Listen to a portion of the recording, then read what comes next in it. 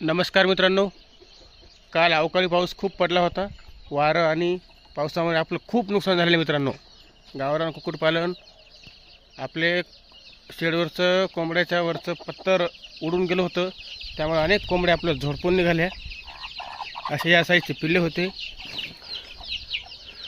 जवळपास आपले 20-25 पिल्ले मित्रांनो दगावलेले आहेत. हे नुकतेच एका कोंबडीने पिल्ले काढले आहेत बघा.